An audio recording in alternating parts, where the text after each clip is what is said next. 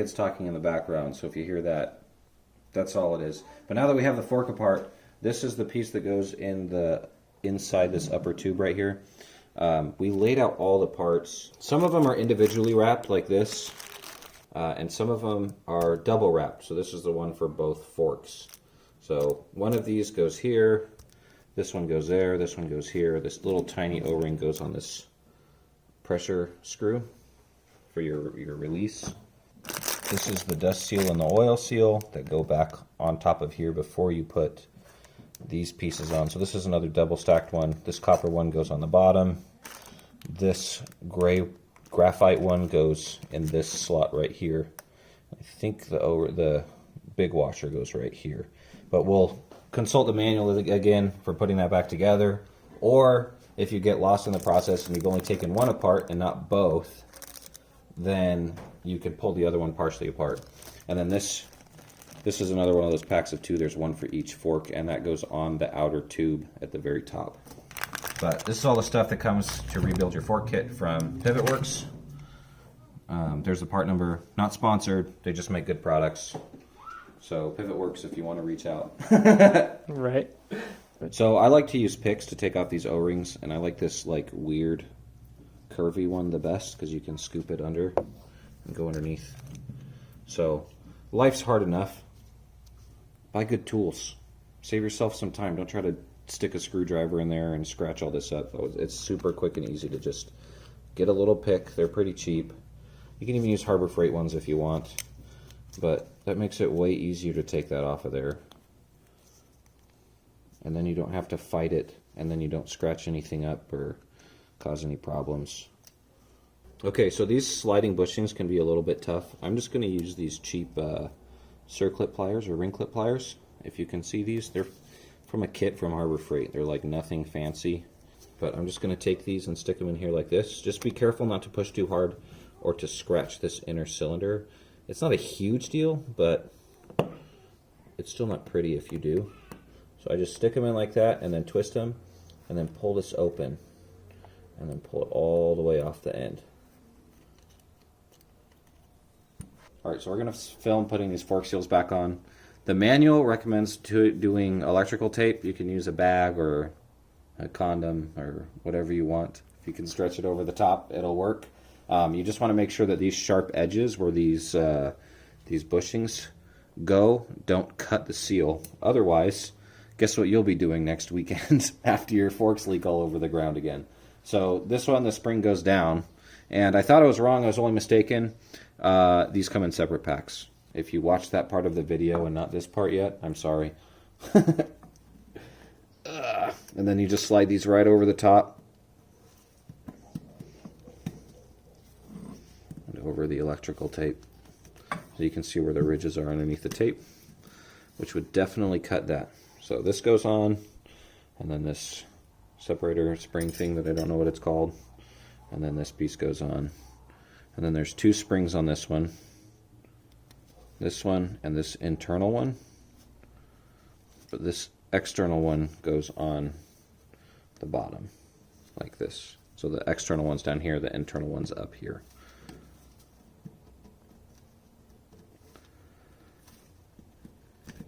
And you want to lube these up with fork oil so they slide easy.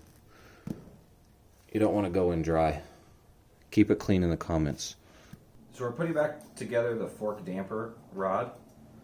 The fork damper, and then the piston rod goes inside of it. It has a threaded end at the bottom. I used this really long screwdriver and I centered it. You can see, maybe you can see in there, there's a nut, and then there's a tiny little like cylinder on the inside, which is why I used a Phillips head screwdriver, because it'll fit right in that circle. And then we just pushed it through like that. It's kind of tough to get through there. Don't push it too hard, but you definitely need to push it to get it through. So you kind of want to wiggle it, work it in nice and gentle, and then you got your piston installed inside your fork damper.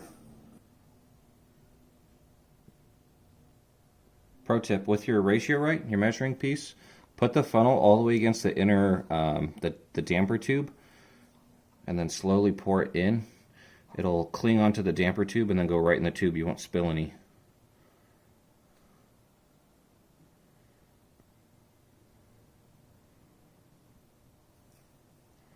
We're putting in 320. The range is 303 to 390, 99. The more you put in, the harder it's going to be. Near full compression. And if you don't trust us, read the book. It's right there in the manual. But look. All in. Not a drop. No drops. Don't worry about what's all over the floor, but no drops. That's not from pouring this, though. All right, we just got the front forks redone. Pro tip, we took the O-ring from the top, from this nut up here, and put it down here on the fork so you can actually tell how much suspension travel you're using, so you can adjust your clickers based on how far your shock actually goes down the tube, because it'll stop like that. You can use a hair tie or zip tie or a handful of other things as well. That should help you get your suspension tuned. For a novice, one fork is exactly like the other fork on this bike, so you do the same thing twice. The only difference is that this shape at the bottom is different because one of them holds a brake and the other one doesn't. So now we're going to rebuild the rear shock, which I've never done before. So we're probably in for a couple surprises along the way, and you may see where we end up struggling just because we're learning something new. It's called cutting your teeth. We'll see how that goes, and then we will time lapse that obviously and then come back.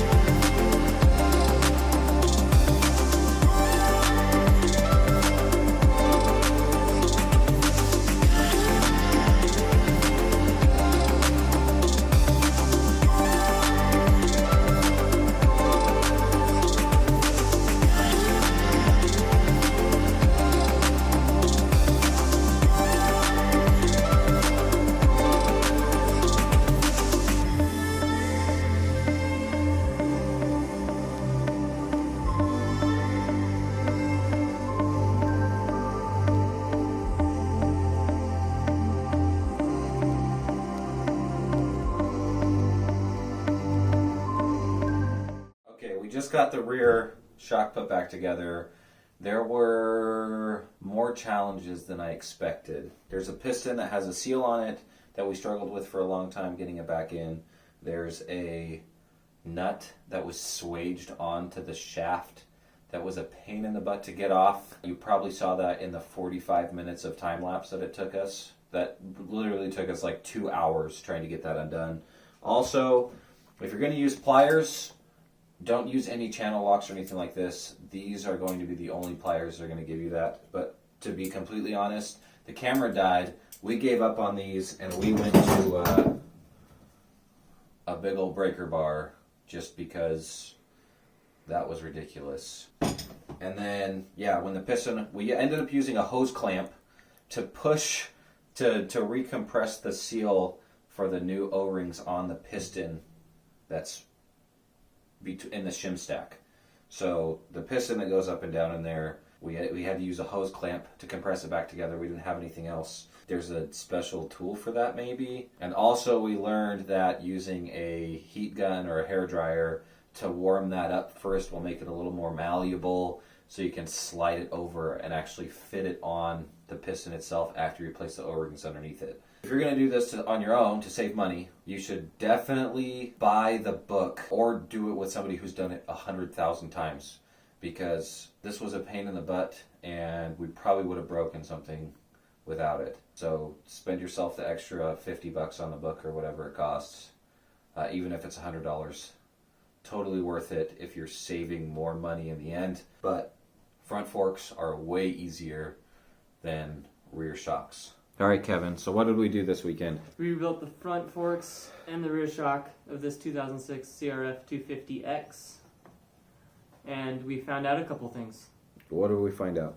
We found out that for $66, the PivotWorks fork kit is great. It has all the pieces we needed to rebuild the forks, and it's within our capability. You need a 50 millimeter to take off these top caps, whatever way you do that.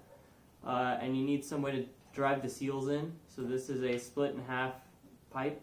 1.5 inch coupler would work. This was a 2 inch to 1.5 inch threaded. That was all shredded off. That worked. The rear shock, we think we would never do again, right, Steven? Yeah, that was pretty tough.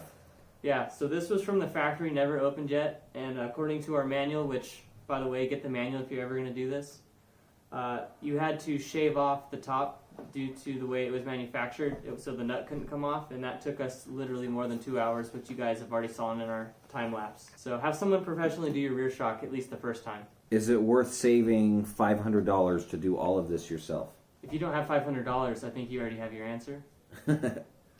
But I would say save the money on the forks, buy the kit by itself and the fork oil by itself, and do that. Have the rear shock done, which you could probably get done by itself for maybe around $200 to $300. About how much money and tools do you think it would cost to do this on your own? Assuming you had some of the standard tools like 12, 10, 8 millimeter sockets, stuff like that, buying special pliers and pieces of plastic to cut in half with a hacksaw, you're probably invested, what, $60 to $80 maybe? Yeah, max. probably. And special tools that you may not have. Yeah, that's about what I think it would cost. So total cost to rebuild your forks for the first time, $150. probably about $100 or $150, With oil. including tools and oil and everything else. Front shocks cost how much from like a reputable shock rebuilder to get done? I don't know. You're looking at $300 to $400 probably. Front forks. Okay, and then a rear shock is what, $200 to get done? Yeah, probably. Without having to buy any parts or anything, you just give them the forks and then give them the money. It's $200. And they replace only the wear items. Okay, and the shock. Yeah, that's all you need to replace. Yep. Yeah, totally worth saving the money on the front forks. All right, turns out our memory card is out of video space, memory space. So we'll see you on the next one.